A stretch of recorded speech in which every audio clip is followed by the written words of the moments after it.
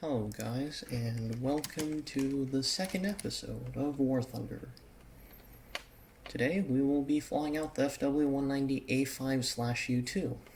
This is a very commonly overlooked plane, actually. It is foldered with the FW-190A-5U12, I believe, and most people play that instead. So what entirely sets this thing apart? For one, it has a much smaller armament. That means you will do less well on head-ons. You only have two 20mm cannons. I say only, but these are some of the best guns in the game. The U-12 has more cannons and also has some machine guns. Second, as a byproduct of that, you get less weight. Now, this is good in multiple ways. Less weight means you climb better, you accelerate better, you dive better before you reach terminal velocity, I believe, because you have less mass to accelerate. I may be wrong. It's been a long time since I took physics. It also means that it turns better, and since most of the weight that was removed was from the wings, that means it also rolls better because more of the mass is concentrated close to the aircraft center line. And another thing is, because you no longer have these barrels protruding out the aircraft, it means less drag. You get a very slight increase in top speed. So how exactly do I fly this thing? So I usually take stealth belts, since they are very close to the air target's belts, but they don't have the tracer rounds, which makes getting sneaky head-on shots much easier. I then also take the Wfr.Gr. They're very good anti-air rockets. You set a 1,000 meter fuse, and you launch a pair of them at about 0.8 miles in a head-on. I've not played this game in a very long time, though, fair warning. I'm very rusty. Even in the Tisma video, where I had 8,000 meter fuse rockets, I missed basically all of them. And so what we do is we climb about 155, 160 miles an hour indicated airspeed.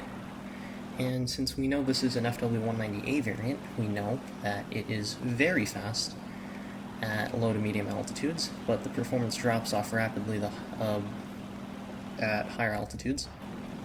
So we do not want to climb much past 15,000 feet.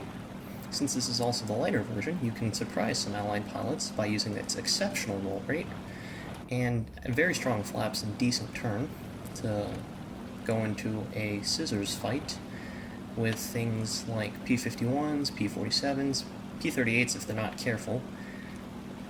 Good P-38 pilots can easily outturn this thing using takeoff flaps and rudder rolling, and occasionally you might be able to catch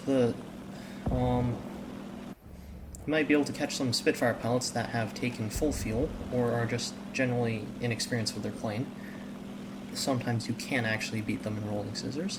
If they try a horizontal turning fight, you can just run. There's no hope in beating them, not even with landing flaps out, unless they do not know anything other than moving the mouse a few degrees at a time.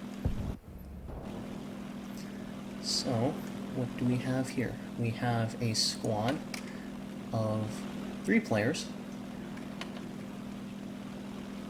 I see 2 of them. One's in a P-63. That thing is dangerous. It rolls very well. It turns very well. It's got 4 machine guns and a 37mm. 37mm is hard to aim, but the 50 cals do well enough. That is a very dangerous target. It also climbs better than us and is about as fast.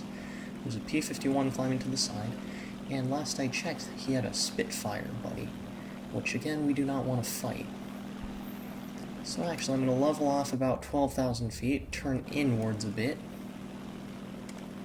gain some speed, hopefully not attract too much attention from these two. I think I've already failed at that. The P-63 is... Wait, he might be AFK. He is not AFK. Let's not roll towards him. That was bad. This thing loses a lot of energy in maneuvers. I'm planning on going into a shallow dive, gain some separation. Oh, he might just pull off, actually. There is the P-51 we talked about earlier, and they're both going for a 109. Spitfire still 3 miles out. P-63 is firing. The 109 is trying to turn. Both of those aircraft turn very well. I would give the advantage, especially at higher speeds, to the P-63, though it does not stiffen up anywhere as much, and it also rolls a lot better. So that's the new P-51, it's the Merlin. Well, our 109 buddy's gone. Let's see if we can get a sneaky shot. No, we cannot. I'm very rusty and my mouse sensitivity is way too high right now.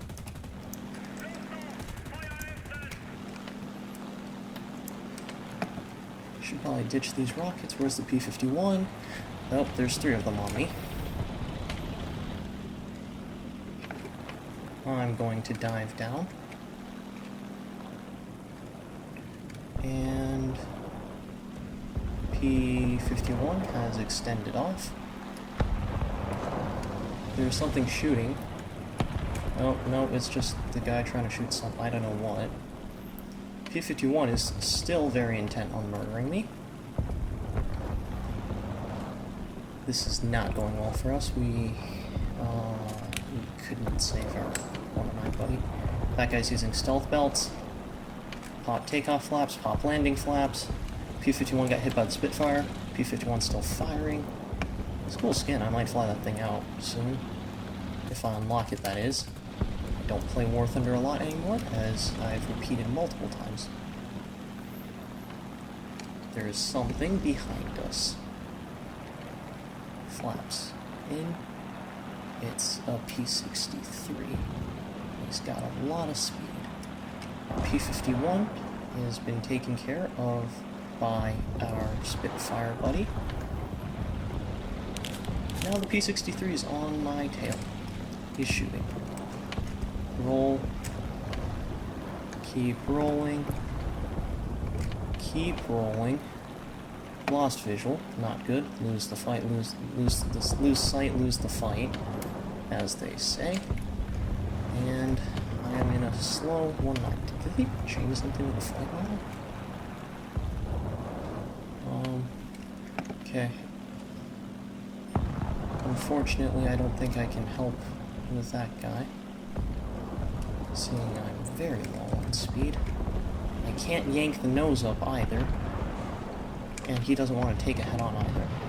That guy's in a squadron, so I'd assume he's at least competent. He's looping over the top. Oh boy. This has not gone well. Our victory is near. P-63 flash. Keep rolling. Oh, that was not intended, but that will make us a little lighter. Which is good. Fire. Nope. Missed. Here's where the landing flaps help. This thing's got very good flaps.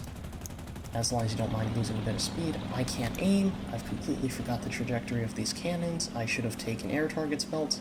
P-63 buddy is headed straight for us. Nope, headed straight for the Spitfire.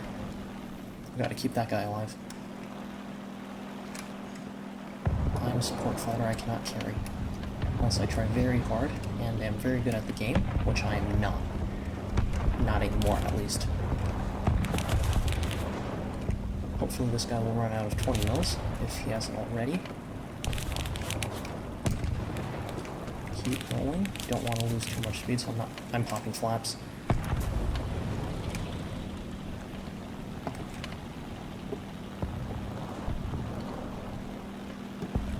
Let's see what this guy wants to do. I might be able to get a shot off. Kick the rudder. No, can't.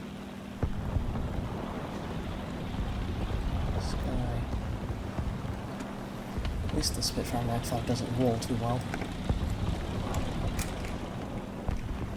Kick rudder. Don't want to snap roll into the ground, that'd be bad. Spitfire body's returned. And now we head for the P-63. I don't think he knows I'm using stealth buttons. He does know I'm very low on speed. That was a mistake. He's going to drop straight down on me. And probably should have taken a shot.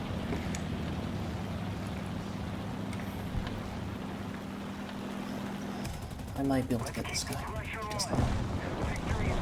Crit. Got him. Spitfire's gonna loop back over, he's gonna have enough speed. Will he have enough to get guns on target? He will. Small profile, pull up. We're fine. By some miracle, we're fine. This guy's the last guy left, actually. And our Spitfire buddy, I'll let him take the kill.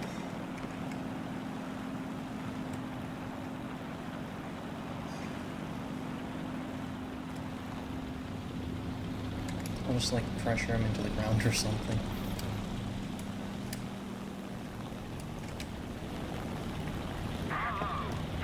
He's probably got engine damage or something. He's going very slow. And that's GG.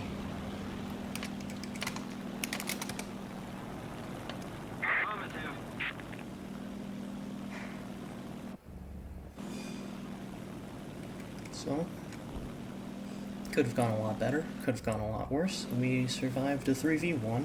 We only got one kill, but we did end up winning, and yeah, went pretty well.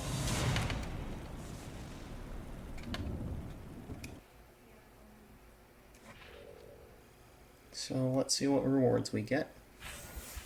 We have 2,740 research points from our performance, as well as a public 10% booster someone was kind enough to activate, as well as 20,000 silver lions almost.